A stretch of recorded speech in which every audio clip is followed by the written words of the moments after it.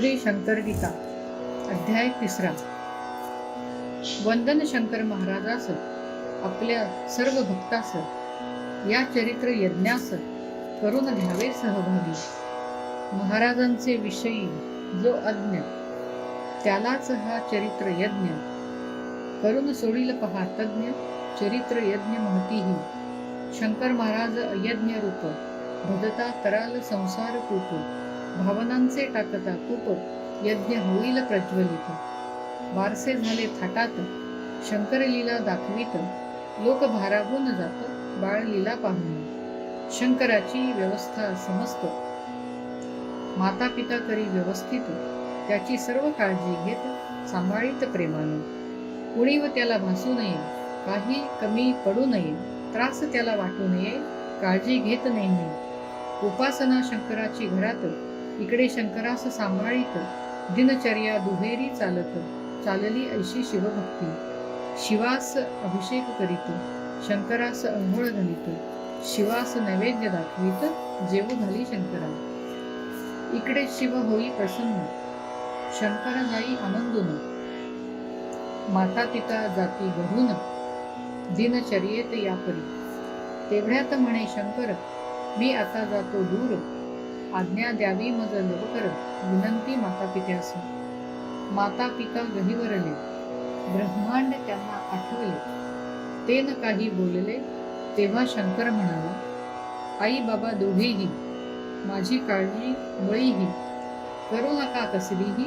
लहान आता मी नसे तुमचे दुःख जाईल. संतान जुळे होईल त्यात आनंदून जाल सर्व व्यवस्थित होईल. आपणास परवानगी देण्याची न इच्छा माता पित्यांची. शंकराने जाणून कसेची राहिले ते घरात.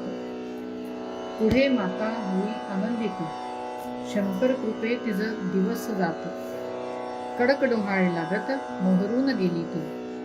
पत्नीची अवस्था पाहून चिवणाजी गेला हर्षून. दोघे शिवोपासनेत रंगून आनंदाने राहिले. शंकर आपणा जे म्हणाला त्याची प्रचिती आपणाला आली. वाक्सिद्धी शंकराला आहे म्हणे चिमणाजी. शंकरांनी जे सांगितले त्याचप्रमाणे घडून आले. चिमणाजीस जुळे जाहले 2 पुत्र जन्मले. जन्मोत्सवाचा आनंद घरात अगदी निनादे मोद. शंकराची त्याला साद लोक चकित झाले. बारसे झाले वैभवात लोक अंतापूरचे जमत. खरे भाग्यवान चिमणाजी असत लोक म्हणती सर्वही. माता आनंदात डुंबत चिमणाजी सुखात पोहतो. शंकर आपला व्यूह रचत चिमणाजीस म्हणतो आज्ञा द्यावी आता मजला. भाग इथला मम संपला. ईश्वरीय कार्य करण्याला जाऊ द्यावे मज सुखी. काही योगायोग असत म्हणून तुमचा संग घडत. वेगळेच माझे कार्य असत सोडा मजला म्हणून. माता पिता गहिवरले शंकरांनी त्यास वंदन केले.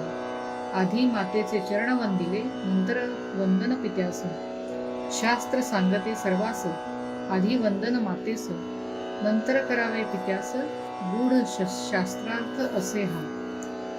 आधी पित्यास केले वंदन नंतर मातेस केले नमन. दोष येतसे त्यात घडून शास्त्र वचन असेच. प्रथम पूजा करावी गुरुची नंतर करावी देवाची. आज्ञा असेही शास्त्राची शास्त्र वचन असेच. आधी पूजा केली देवाची नंतर केली गुरूंची. निष्फलता त्या पूजेची दोष लागे शास्त्रही. माता पित्यास वंदून आज्ञा त्यांची मिळवून अंतापूर गावातून शंकर महाराज निघाले. महाराज जाता घरातून उभयतांना वियोग होऊन. ऊर आले दाटून वियोग दुःख ओसंडे.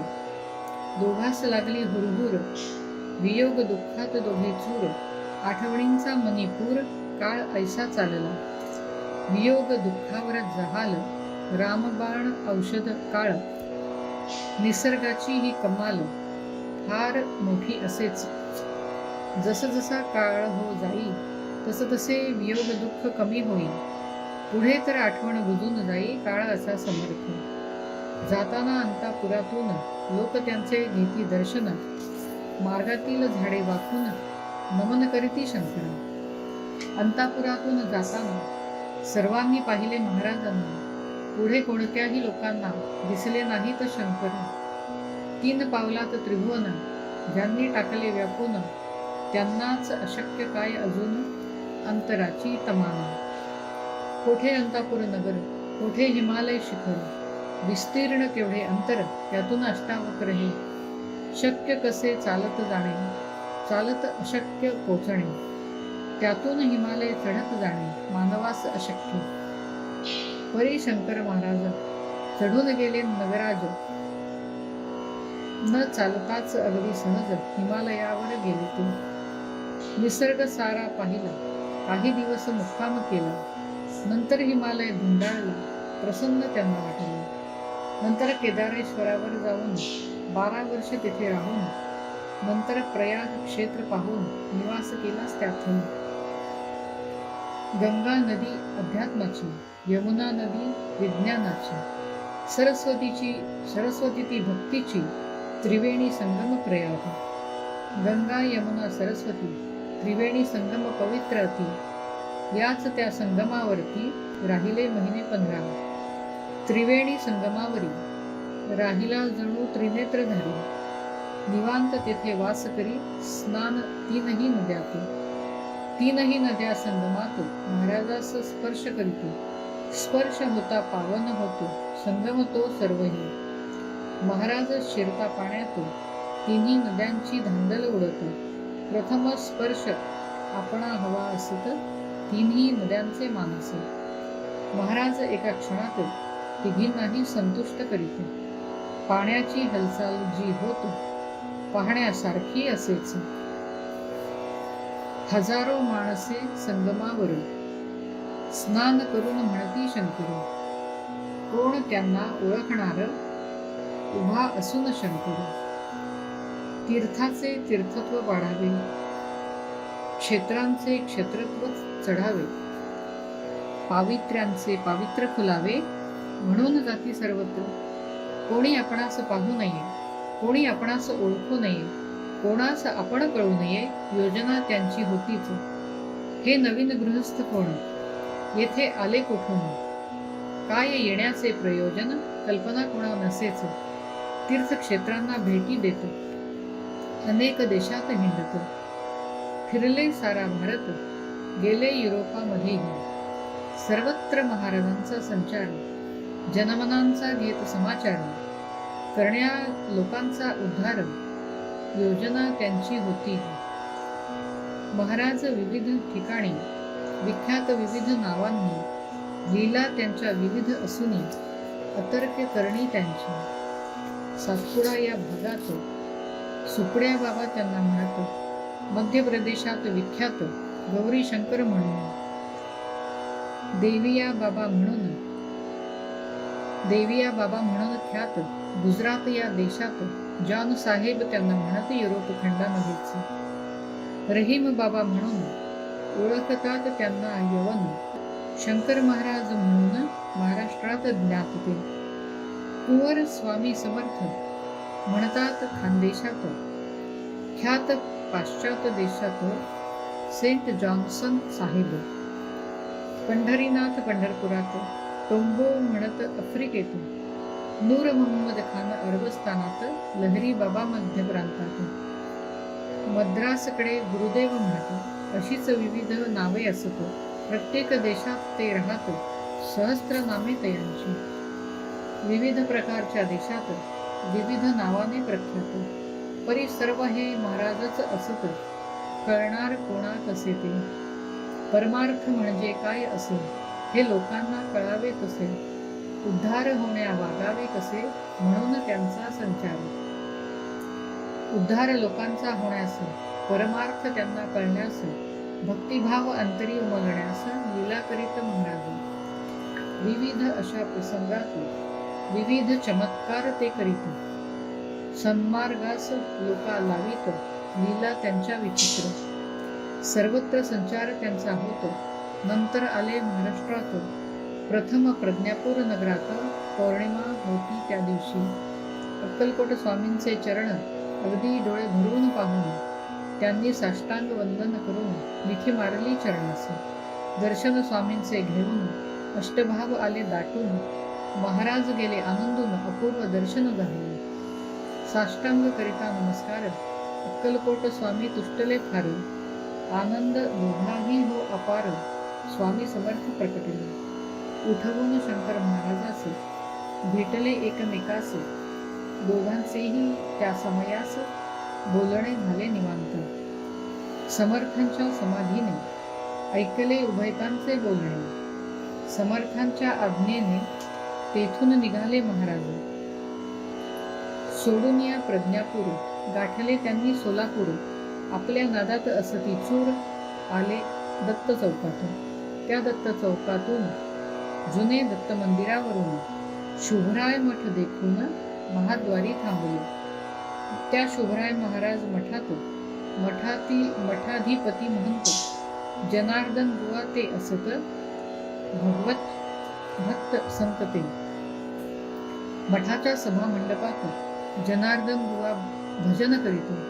भजनात अगदी रंगून जात गात शास्त्रोक्त संगीत. त्यावेळी रागदारीत भजन त्यांचे चालले असत. जनार्दन बुवा खड्या आवाजात राग गाती शंकर. शंकरा राग शंकर ऐकतो, उभे महाद्वारात उभे राहूनच ते गरजत अल्लख म्हणून जोराने. जनार्दन बुवा भजनात अगदी तल्लीन झाले असत. त्यांच्या कानी पडत पाहू लागले तिकडेच. त्यांना महाद्वारात भगवान दत्तात्रेय दिसतो. दिव्य तेजस्वी अद्भुत दर्शन झाले बुवांना. रूप अत्यंत मनोहर मनमोहक अतिसुंदर. आनंदले बुवा फार, भावावस्था प्रकटली. अष्ट सात्विक भाव सगळे त्यावेळी जागृत झाले.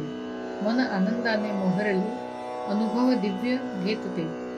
काही वेळ असाच जातो, बुवा मग भानावरती येतो. लगेच महाद्वार ते गाठीत दिसले शंकर महाराज. पाहुनी महाराज श्री शंकर घातला साष्टांग नमस्कार. आनंदून गेले फार जनार्दन बुवा त्यावेळी. जनार्दन बुवांनी धरून हात महाराजास नेले मठात. जमलेले लोक दर्शन घेत भक्तिभावे आदरी. बुवांनी पाहून महाराजांना ठेवून घेतले आपल्या सदना. आनंद वाटे त्यांच्या मना महाराज येता मठात. महाराज शुभराय मठात कोणाकोणास हे कळत. दर्शनासाठी लोक येत शुभरायांच्या मठात. महाराज आल्यापासून शुभराय मठ गेला फुलून. गर्दी लोकांची होऊन लोक येती दर्शन. शंकर महाराज राहत शुभराय महाराज मठात. बरेच दिवस मुक्काम असत महाराजांचा मठात. शंकर महाराज पहा तसे रूप काळे सावळे असे. शरीर यष्टी खुजी दिसे अष्टावक्र बांधाचे. दोन्ही डोळे टपोरे हिऱ्यासारखे चमकणारे. मोठे तेजस्वी ते पुरे भव्य भालप्रदेश. दाढी मिशा भारदार, डोक्यावरती केस भार. हा सर्व केश सांभार अस्ताव्यस्त नेहमी. महाराज नेहमी असत अगदी बालभावात बालकासारखे वागत. हातवारे तसेच. महाराजांचे हसणे निरागस बालकाप्रमाणे. महाराजांचे बोलणे बालकासम बोबडे. महाराजांचे बोल बोबडे समजण्यास बडे मोठे कोडे.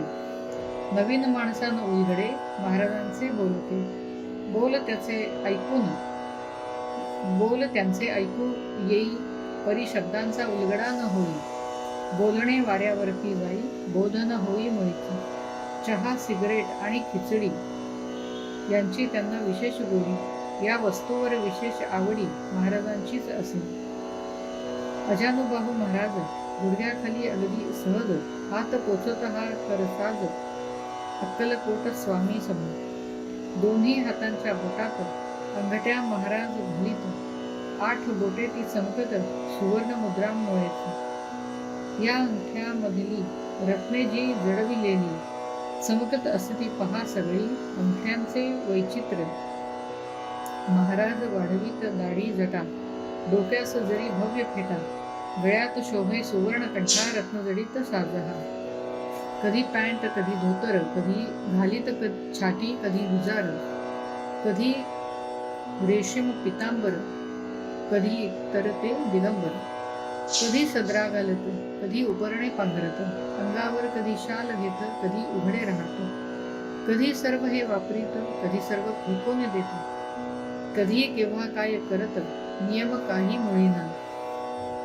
कधीही भरजरी पोशाखात, रत्नजडित अलंकार असत, महाराज राजेश्वर्यात राजयोगी महान.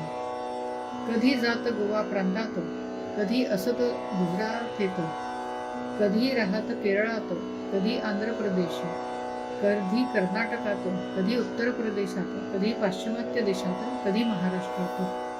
प्रवास एवढा अचाट, एवढ्या दूरचा अफाट, करीत अगदी बिनबोभाट, कसा करीत गूढ हे.